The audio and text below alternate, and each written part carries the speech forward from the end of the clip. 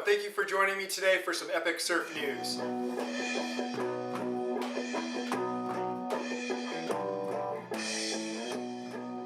So first in the news is the pay-per-view surfing option that has been thrown out there in a survey, a fan-type survey from World Surf League. So it seems like they're trying to feel us out as surf fans.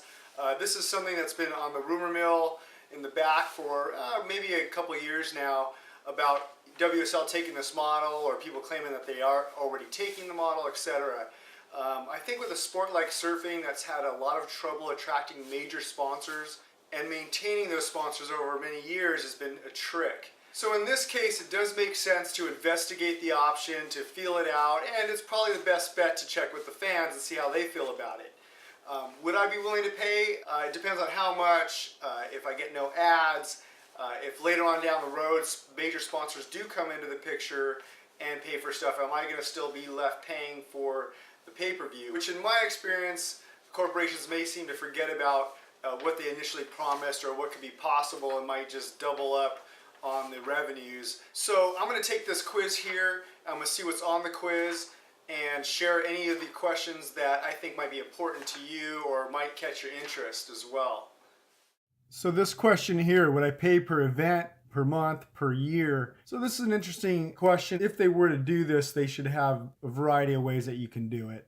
The second question over here that came to my attention is, how much would you be willing to pay to watch a single championship tour event with no ads? So, you know, being frugal, being a surfer, I want to choose between $1 and $3. To pay more than that, I'm not really sure. Again, the math is the math. It's a fair question. At the same time, I have a feeling that this doesn't really bear on any price that'd be charged. This is just for them to figure out if they can do it with their bottom line, and if fans that are willing to do it are willing to ante up enough to actually pay for this model. So the following question definitely makes me want to speak up. What else can we do to make the WSL experience better for you? Stream these events on YouTube in order to reach more devices and apps. In many cases, YouTube will stream on a given device, but if the event is only on a WSL app, then many businesses, sports bars, etc. may not be willing to support that extra app. So I just want to go ahead and give this 2 cents out there for smart TVs and different locations, businesses that you might be able to get other sporting events. If you don't have it on something that's accepted by the masses, then you are definitely going to limit your viewership. So I threw in my 2 cents for this one. I encourage you to also out there throw in your 2 cents if you happen to take the survey. So after several days of wait period for the Maui's Women Pro, the event finally got off today. Check out this wave here by Coco Ho.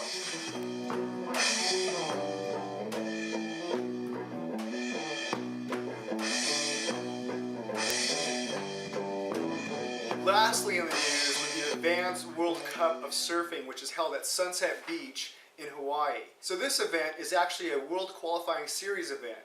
These competitors are actually qualifying, trying to get into the World Tour. So this event is not as high profile as the Maui Women's event, but it is at sunset. The waves are overhead and super strong, so I have to admit that I did switch over to the Advanced World Cup to watch that live. I am going to check back for more of the Maui Women's Pro. It's up to you. Maui's Women Pro also had really good waves today. They were about head high, and they looked really fun. Just that sunset was overhead, powerful, and definitely challenging. And it was interesting to see some of the men really try to get progressive on this wave that's typically been more of a power wave. To see somebody go vertical in the lip, errors, etc. So I have to say it's a little unfair for the World Surf League gods to make us have to decide and come up with what we'd rather watch at the same time. So this is a good problem. It's a problem we didn't have back in the day when you had to wait for a magazine to find out what happened last month. I'd like to also encourage you to like and comment on these surf videos. Your critique is welcome. I want to find out what's working for you, what you'd like to see more of, what you don't want to see. We'll take the good, the bad, the ugly. Go ahead and bring it to us. All the action actually helps build our channel and our profile out there and visibility. So thanks again for supporting Epic Surf News, and come back tomorrow for some more. Cheers.